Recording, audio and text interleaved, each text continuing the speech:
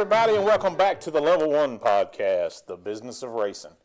Hope everybody out there is doing good. I know I am doing great.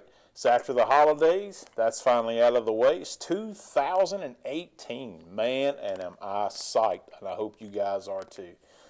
You know, it's always cool, the beginning of a new year. It's like, you almost get a redo from the previous year. Although, I personally don't need a redo for 17. 17 was pretty good to us. But I have had a lot of years that I'd really love a redo. So anyway, whichever side you fall on, whether you need a redo, whether you don't, I hope your 2018 brings you all that you hope for. Man, we've been busy. We were engine poor going in and out the season last year. We've been building new engines. We do all our own engines in-house. That's been quite an undertaking the last few weeks, but we're closing in on having everything done there.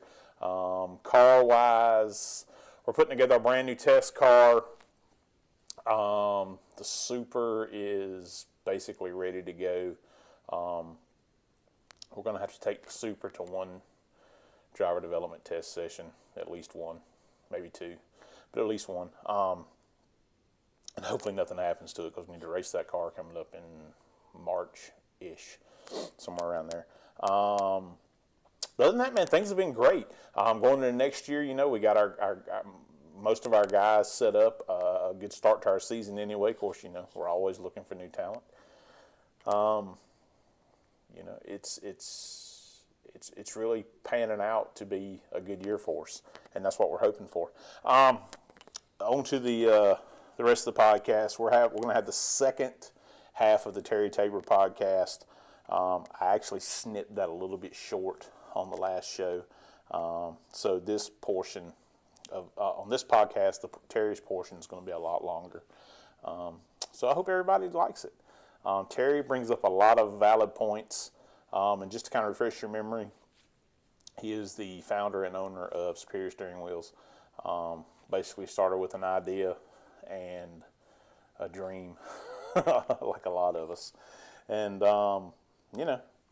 he jumped in with both feet, and now he's doing quite well.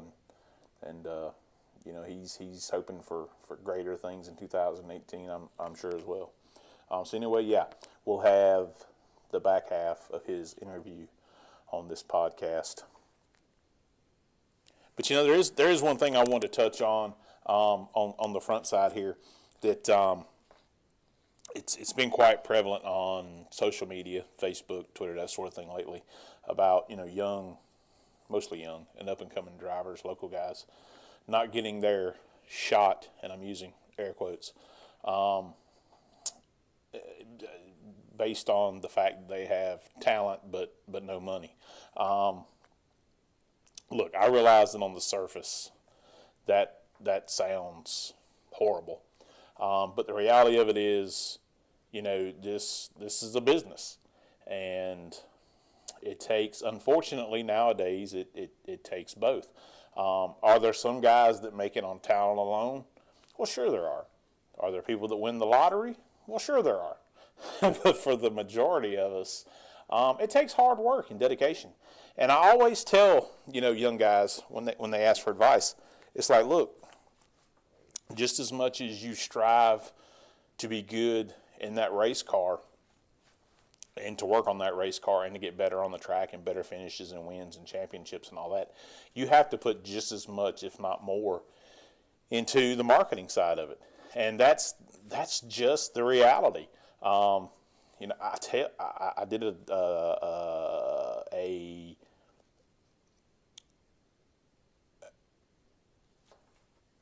I did this topic on the other show, the J-Dub show.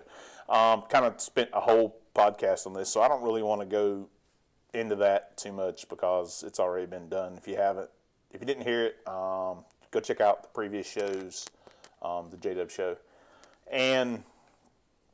But yeah, you have to put just as much time and effort and energy into the marketing side of it as ever. Let me turn it around a little bit. I'm a team owner myself. But I'm just an average guy. I mean, I'm trying to make my way through this business like anybody else. And, that would be the equivalent of me sitting here and saying, well, NASCAR won't let me race because I don't have the money to run the Cup Series, which, by the way, that whole statement is absolutely true. NASCAR will not let me race because of. Sorry about that phone ringing there, guys. That was my beautiful wife, Pam. She had to call me and tell me a few things. And as you can tell, this is an extremely professionally ran podcast. Well, not so much. Anyway, back to what I was talking about. That statement is 100% true. NASCAR will not let me run the Cup Series if I don't have the money to do so. And that's just the way it works. I can't race in, I can't run our super late model if I don't have the money to buy the car and buy the parts and buy the engine and pay my crew and pay entry fee and buy tires. This isn't magic, folks. It's really not. It's as black and white as it can be when it comes to that. Every time we load up and go to a race, it's money. I don't know any other way to put it. Maybe we'll touch base with that. Matter of fact, I know we're going to touch base with that again because we've got some of those up and coming young drivers that are going to be on the show here pretty soon. Some you may have heard of, some you may not have heard of. Some that are in NASCAR now but aren't quite where they want to be, but they're there. So yeah, maybe we'll dabble on that at a future episode. But I mean, just stop and really think about it. That not every team owner is Rick Hendrick. We're trying to make it too, and I've got kids that like to eat every day, and bill collectors that like to be not collectors, but people I owe money to that like to be paid, and that's just the reality of it. All right, well, I'll tell you what, I'm going to cut it off here, and we're going to switch right over to Terry. So I hope you enjoy the show. I'll catch you on the backside. Where did you get the idea for Superior Steering Wheels? What was the inspiration that you said, hey, this is going to be my niche in the industry?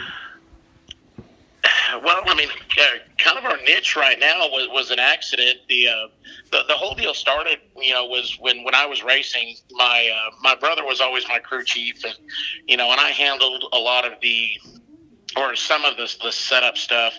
But my brother was definitely the hands-on mechanic. I had an understanding of how everything works, but he was just so much better at doing some of the other stuff than I was, and he had a lot more experience with it. So, but the one thing, of course, being the driver on our little race team, that was one thing I was always familiar with was the steering wheel. And and I'm a pretty big guy. I'm 6 foot 280. So and I don't have huge hands, but I've got probably larger than average hands. And that was one of the things I always hated on some of the other steering wheels was they just felt too small. So that was actually my prototype was what we call our Fat Boy, which is an 1.5 inch grip steering wheel.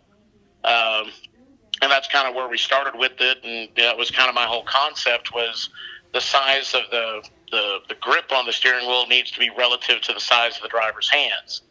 All these other manufacturers, they build wheels one way and that was it. And, there was no options out there. And that was one of the things I wanted to do, for my fellow big guys out there, but at the same time, offer, just different options you can get. It wasn't just picking a wheel out of a catalog, having something just like you can get a custom seat, so you're more comfortable on a race car. That was my whole deal. I wanted to offer, where you could have a custom wheel that fit your specs. Each wheel that we make is, truly custom made and built to spec per order. We have some combinations that are, bigger sellers than others, and we try to keep some of those in stock when we can. But, that was where it kind of came about was just, was fed up with some of the things that were out there in the industry. And, and had an idea of, man, I wish somebody would do this, or I wish they would do that. And I got tired of waiting for they, and I had a good buddy that listened to my idea and my craziness, and kind of gave me a swift kick in the butt and said, dude, if you never try it, you never know what it's going to do. So we pursued it. I think it was September 4th or September 5th. Back in 2015 is when I really started pursuing it, and jumped off that ledge and looked at what it would take to build them on my own, and how I was going to market it, my whole business strategy. And man, it's the last 2 years, it seemed like it's flown by, and we've just grown so much over the last 2 years. And now, after going to PRI, we're getting ready to go to the big gateway race in the Dome. I'm really looking forward to year 3. Now that we've got year 2 now pretty much under our belt. Very cool, man. Very cool. And I'm going to ask you this, and I actually have a reason for asking this particular question. When you started the business, I mean, obviously you put some thought into it and everything, but did you have absolutely everything, every aspect of it figured out from the word go? Oh no, not even close. I mean, from when I pulled the trigger, and I had the idea in my head for about 2 years before I even really pulled the trigger. When I did, it was, it was probably a good 2 months solid of doing any of the little research and stuff, the real in-depth stuff that I hadn't done. I had a rough idea in my head of how I wanted to do it. But there was 2 months solid of from the word go, from the second I woke up in the morning to the second I went to bed, of just solid, working on this and figuring it out, and a few hundred phone calls talking to suppliers on how I was going to put this together, just on the manufacturing end. And this wasn't anything on the business model. This was strictly on manufacturing and how I was going to do it on that part. And like I say, part of our niche now is not just the custom ability on building the wheel itself and how you can change the grip size, the different diameters we offer, the offsets as far as, flat or dish, and how much dish you want in the wheels. Our niche really has been doing the custom designs and everything on the steering wheels. And that came about as an accident, almost a year into the deal. And now that has almost taken over my business as far as, how many of our orders come in are true custom wheels. So, no, to answer your question, yeah, I've got my 2 years now under my belt of doing my own business, and I'm still learning things. So, yeah, that's it. There was so much I had to figure out on my own, and just, as time went by. So, having everything figured out before, I really, launched it, and threw it out there for everybody. I wouldn't even say 25% had it all figured out. So it's been a learning experience, and it still is. So, I don't think you'll ever have everything totally figured out, and I don't think anybody does. No, not even close. And the reason that I ask you that, and I want to circle back around before we get done about the different options and customization of the wheel and that sort of thing. But the reason I ask you that is because we're in the driver development business, and so many of these young guys that come to us, they want to have everything laid out from the first time they put a helmet on to they win a cup championship. They want it all laid out for them down this, golden road, I guess, yellow brick road. But it just doesn't work that way. You know what I mean? Sometimes you just got to jump in there and do it, and just figure it out later. Commit first, figure the rest out later. And that's exactly right. There is no way to predict, the future as far as how things are going to go, and to have a and I deal with this on a daily basis. I get up in the morning and I lay out a plan, usually the night before on hey, these are things I need to do tomorrow. This is the order in which I need to do so. To try to be as efficient as possible. I mean, Superior Steering Wheel essentially is a one-man operation as far as the building of the wheels and everything. So, I mean, I have to be as efficient as possible on the use of my time. So, yeah, I mean, I lay out a plan the night before, and I guarantee you on a normal day, that plan changes, at least half a dozen times, if not more, and you've got to roll with it, so, I mean, I do try to plan out just the next day, and that never really happens the way I foresaw it. And you just got to roll with the punches and adapt to change and keep going. So yeah, this is 24 hours ahead of the game. So yeah, to say you want to have the next 3 years laid out and planned out, yeah, that is so far beyond even a fantasy. That ain't gonna happen. I don't care if you're starting a business in racing, you're planning out your race season, or like you say, you're a development driver wanting to get into the Cup Series. There is absolutely no way. I mean, it's one of those things you've got to start from the beginning, but you do have to be dedicated in it, regardless of what it is.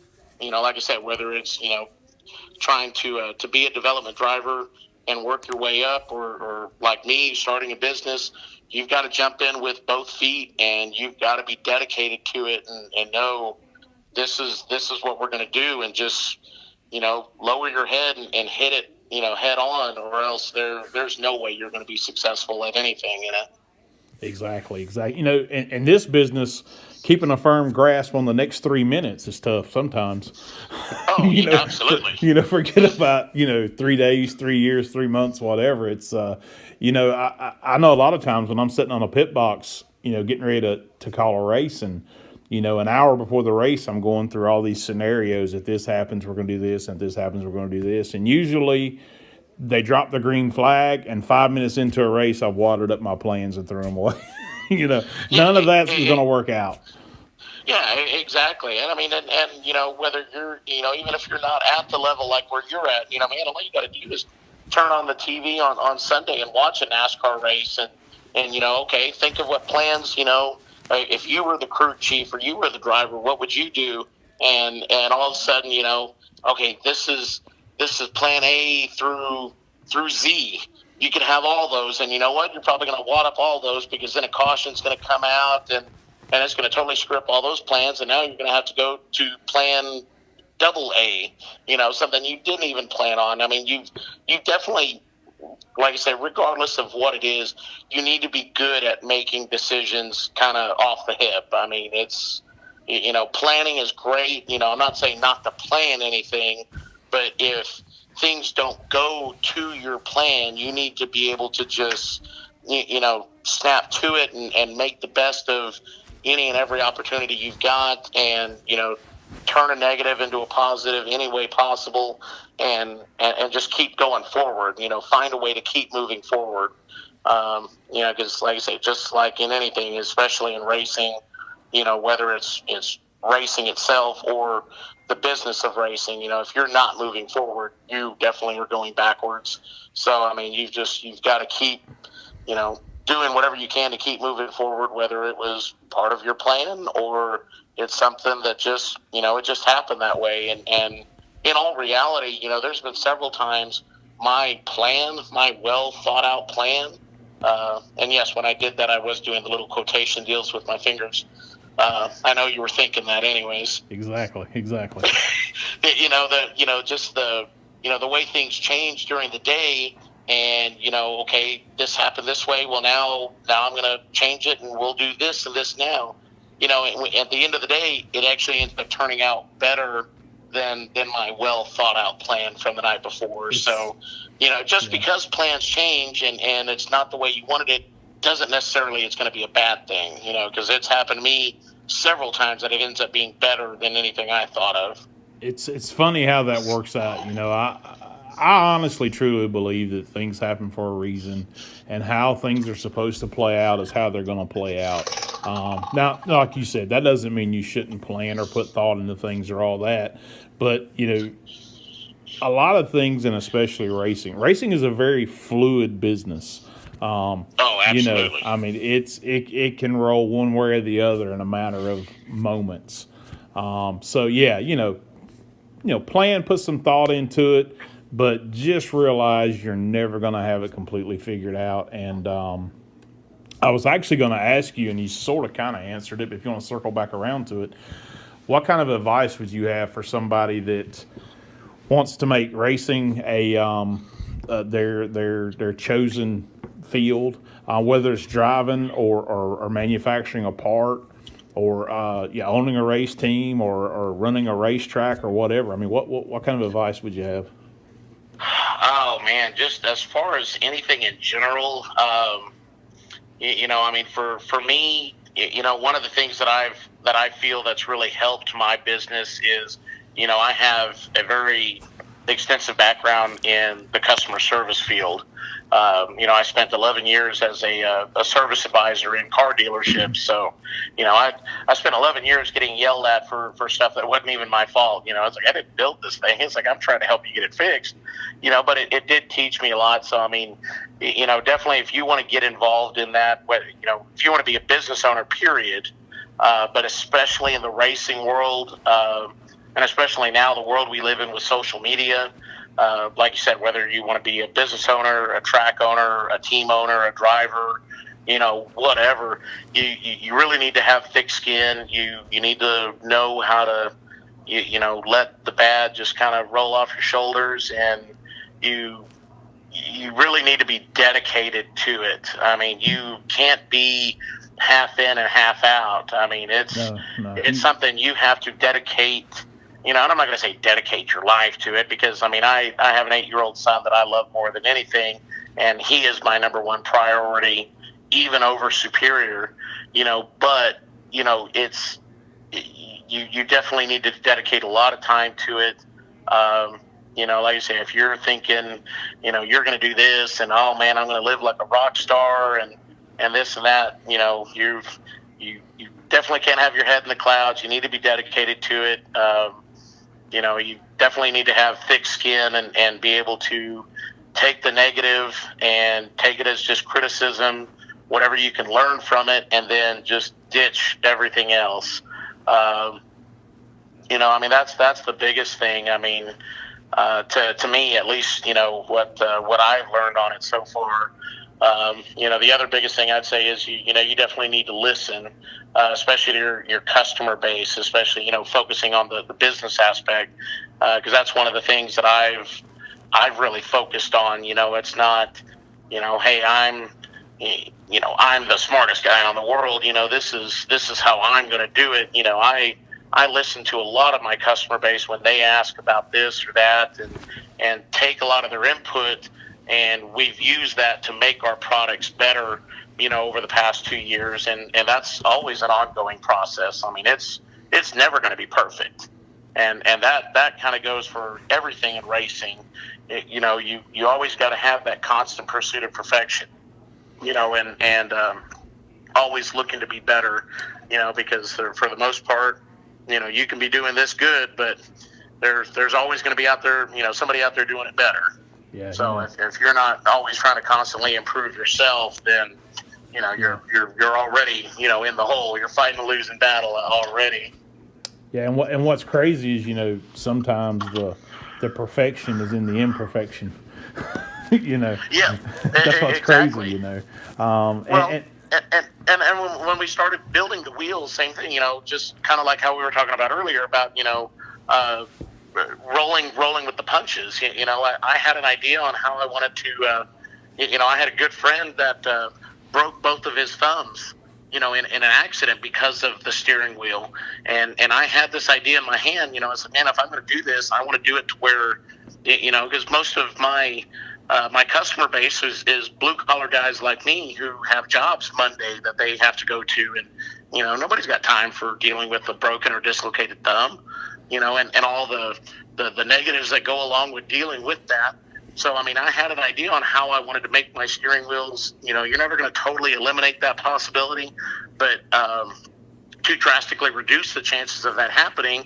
And in part of our process on building our prototypes and everything, it was an accident on how we came up with our offset design. That's not how I planned it, but it ended up working out so much better, on the wheel itself, but then also in our manufacturing process. It was just like, oh my God, this was an accident. This wasn't how I planned it, but it ended up turning out so much better. Yeah, that circles back around to things just kind of work out the way they're supposed to. It's almost Right. it's almost spooky sometimes how that works. But Yeah, for that's sure. just the way it is. And I got one more thing, and you can weigh in on it as far as the advice to people goes. Well, one of the biggest things that I tell guys, as far as racing goes, is networking. To me, that's huge. Big time, absolutely. Yeah, and I mean, here's the thing. I mean, you can, and I'm looking at it more so from a driver's standpoint or a team owner standpoint. But you can sit down and send out proposals all day long, and that's part of the gig. You got to do that to try to drum up sponsorship or talk to guys on phones and things. But I've gotten way more deals done just meeting people and knowing somebody and getting an in somehow and that sort of thing. Oh, I mean, absolutely. I mean, and some people view Facebook as a deal to just see what your friends are doing and to post funny pictures and stuff like that.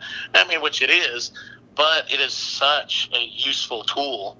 I got asked by this one young gentleman who was wanting to get into the business and what advice I would have for him and stuff like that. It's a lot of the stuff I've talked about, the last few minutes. But, he was asking, how I got to be so successful at it. And I was just like, well, number one, I don't feel I'm successful yet. We've done great, but, just, utilizing what's there. And, we're not a big budget or operation. So I try to use anything and everything that I can to promote my brand. And Facebook, Instagram, Twitter, I mean, they're essentially free. There's things that you can pay and upgrade, but I haven't done that in the 2 years that we've done, that I've been in business.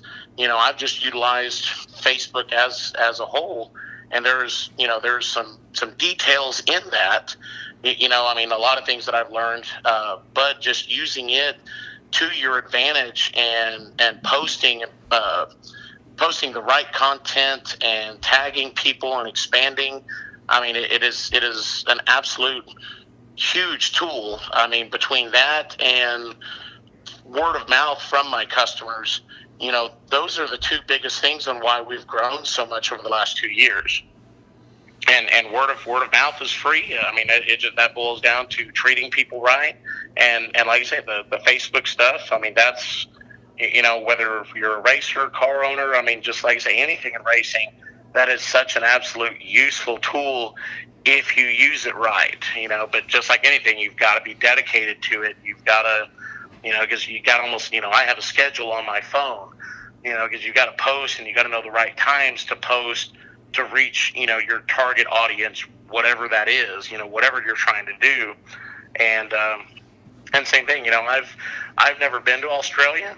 I've got several friends out there. I've got a dealer for our steering wheels in Australia, and that's all due to Facebook, because it was a friend of a friend that saw my post and shared it, and it reached clear across, I'm not a geography expert, but, you tell me, how many oceans? How many continents? A lot. That's my... So I mean that tells you. I mean, I'm closer to Mexico than I am Canada. We've got several customers in Canada. We're working on a couple deals where we're getting stuff. Probably this next year, getting ready to go into to Europe. Different countries there in Europe, and it's all due to Facebook. So yeah, the social media. I mean, just using that as a marketing tool is there's no way to overstate it. That is huge, huge, huge, huge, and it's there. And like you say, it's free. You just got to know how to use it. And like you say, yeah, if we were a bigger budget operation, I'm sure we could do more, via some of the boosting stuff that they have, that costs money, and we're not there yet. So I've utilized all the free stuff, and it's been an absolute godsend for us. That's exactly right, man. And we're kind of in the same boat too. It's funny you bring up Australia and Canada, because we've had drivers from Australia and Canada come through us, and there's how crazy is it that you can reach people around the world for free? It's insane. Oh, exactly. It's insane, the hang up I have about it, and it was my dealer that's out there in Australia, and we finally had to have a little heart-to-heart discussion, about the time difference, how many hour difference that there is from our days, because he was texting me, and I was getting those texts at 3 or 4 in the morning here in the States, and I was just like, dude, okay, what time is it there? Yeah, all right, okay, well, it's this time here. Yeah, he's over there drinking a Foster's, and you're trying to sleep. He's sitting there texting me, "Cheers, mate," and I'm like, "Dude, I'm asleep." Yeah, so we had that conversation, and we're all good now. But it is wild. Like I say, we used to have a racetrack down here. We don't have one anymore. We're in the racing community. We are almost as far away from it as possible. And it does suck, but it is what it is. But with that being said, that's also a testament to social media. And like I say, I don't have a track near me, any track. Well, we have a couple drag racing, a drag racing facility, but as far as circle track, where my niche has been, where we've grown so much, I don't have a track within 3 hours of me. So being that far away from a lot of my target audience right now, and we've still been growing in huge numbers over the past year, and that's a true testament to using social media. Exactly, man. Got to do it. Oh, yes. Yeah. Let's circle back around just real quick to your product, and you can stop me if I'm wrong on any of this, but they're basically built one at a time. Pretty much fully customizable as far as grips, diameters, dish, flat, the artwork you want on it. Basically, if you can dream it up, you can build it, correct? For the most part, yeah. We have, a lot of circle track guys, normally run like a 3-bolt adapter, as far as for where it mounts, as far as like a quick disconnect. There's apparently 2 different styles out there. So our normal wheels have both of the 3-bolt patterns, normal. But then if you have the bigger, what they call the Momo style, we have centers to match that. For we've got those in a couple drift cars. Especially here in Texas, we've got a couple of those. Some rock crawlers. Actually, a good buddy of mine that runs rock crawlers up in the Northeast. We build that for that. But yeah, different bolt patterns, different spoke designs. From a normal Y to almost like a T setup. Yeah, we've got 3 different grip sizes right now. I think we've got 5, 6 different diameters. And like I said, the offsets. It truly is a custom built wheel. For whatever your application is. We've got them in everything from go-karts all the way up to monster trucks, power boats. And, one of my favorite sayings is, man, if NASA called up and said, they needed a steering wheel for the space shuttle, dude, we're on it. Hell yeah. Anything with the exception of motorcycles or 4-wheelers, which they don't have steering wheels, but we're looking at doing a lot of stuff in the UTV market. That's going to be one of the new things we're looking at in 2018, and that's just on the wheel itself, the construction. We've got them where they're rubber coated. If you wanted bare aluminum, we offer on the bare aluminum we offer a brushed surface that has, it's come almost like a sandpaper feel.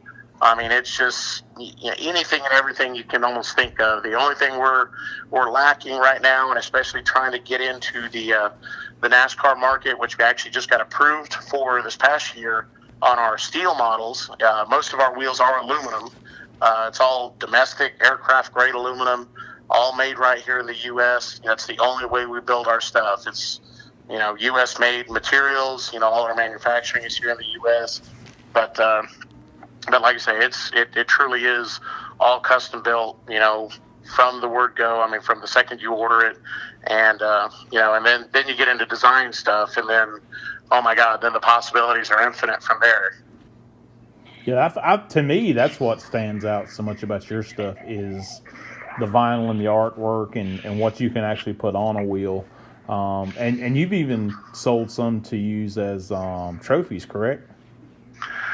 Yeah, and that's actually one of the things that we're going to be doing this weekend at the Gateway Dirt Nationals in St. Louis in the Dome.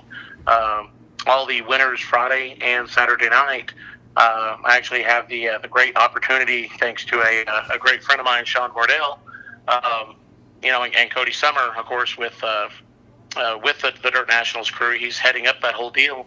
We will be in Victory Lane, from what I'm told, presenting each of the winners with a custom-made Superior steering wheel that's got the Gateway Dirt Nationals design. It's got a silhouette of the arch and the background of the city, and that was an awesome deal. A collaboration design with Jim Emery at Next Level Designs. That he helped work on that with me, and had a very nice looking wheel that we're going to be handing out this weekend. And I'm going to be like a kid in a candy store, out there doing that. But it's an awesome opportunity for me, my company, and all the cool kids out there. That's kind of our little tagline. We don't have customers, we got friends, and all those friends are cool kids. So very cool, man. Very cool. Do you see you branching out to doing things other than steering wheels, other kind of projects or business opportunities or anything like that coming up? There's a few things I'm working on. Really right now, kind of focusing on the Superior brand that that we've started, and some other items to go along with the steering wheels, as far as spacers, the center pads. Possibly looking at building our own quick disconnect that mounts to them. So, I mean, right now the immediate future is all still steering wheel related items, as far as accessories to go along with them. And then the biggest thing, like what I was talking about before, and I kind of actually got off subject, was the as far as on the NASCAR wheels, we've got our approved for our steel frame, but looking at adding a suede wrap, because a lot of the guys in the rally racing world, off-road racing world, and of course NASCAR, there's a lot of the drivers that really like the suede wrap on the steering wheel. So that's one of the biggest things we're looking at. There's down the road there are a few other items that I'm kind of looking at growing into. But right now, especially with the steering wheel deal being a one-man operation, just with the way things are, and especially right now during the off season, we've got a ton of orders and stuff as Christmas presents, and then just so much stuff after that, for different races, and then also we've got a couple orders for trophies, tracks handing those out as their championship trophies instead of a trophy that's just going to sit up on the mantle and collect dust. This is actually a trophy they're going to be able to use in their car next year. We've got a lot of that stuff lined up, and this dominates so much of my time. But there's a couple things I've got underneath my sleeve, for down the road, things we want to expand into for sure. Awesome, brother. Awesome. Well, if somebody wants to take a look at your wheels or get a hold of you and potentially order one or something like that, what's the best way to go about doing it? Got a couple different avenues they can go down. www.superiorsteeringwheels.com. Is our website that's got a lot of our stuff on it. We're in the midst right now of trying to update the site with a lot of the new stuff that we're doing heading into 2018. my personal page as well as our business page, Superior Steering Wheels, or look me up under Terry Bear, which is my nickname, Tabor.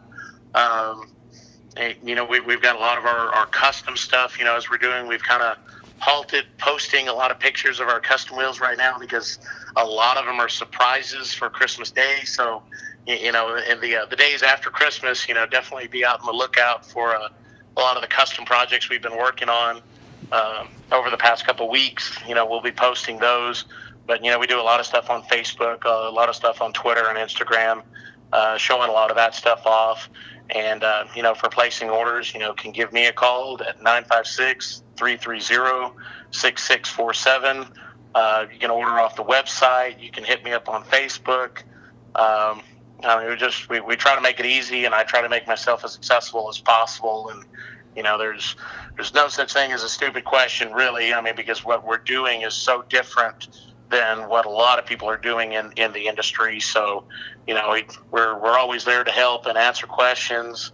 Like I say, because, our deal is such a non-conventional deal. We're always there to help people and help racers because, that's our background. That's one of the other things that we've said since the beginning. Our products are built by racers and for racers, because that's who we are. And like you touched on earlier, you're in the racing world, you're my brother or sister. That's just the way we feel about it. That's it, man. That is it. Well, hey, man, I appreciate you coming on here. You helped a fellow brother out coming on and giving me a little bit of content to push out there for the new podcast. So anybody out there looking for, and Terry actually sent me one of these things. And man, they are phenomenal. Everybody who drove for us that used it loved it. And we just kind of got like a generic one because we have several different drivers and that sort of thing. But I was super impressed by it. Everybody that used it was super impressed by it. So I definitely endorse it. And I can't say enough to at least go check it out, look at it, and it's so different from a lot of the other stuff out there. It's super cool, and I think you'll really be impressed by it when you see it. So thanks for hanging out with us, buddy. Absolutely, man. Thanks for having us on, and really looking forward to seeing more of these podcasts in the future, and glad that we got a part to be involved in it, especially early on. So it was an honor, and definitely love spending the time talking about it. Thank you, brother. Thank you. I appreciate it, man. Okay, guys. Well, that was our interview with Terry Tabor, Superior Steering Wheels. I really hope you enjoyed it. I personally think he put a lot of information out there from his perspective of the business. And, the things that I bring away from that are the things that just, they ring true. Number one, you don't always have it all figured out. Trust me, I didn't. When I started Level 1 Motorsports with my business partner, we were as far away from having everything figured out as you can possibly get. Every time that we decide that we're going to improve or grow or get better equipment or better equipment to work with in the shop, better cars, better parts, better pieces, better engines, no matter what it is. It's like we kind of have an idea of what we're going to do and how we're going to do it. But usually it's just, hey, man, look, this is what we need. Let's jump in both feet, figure it out.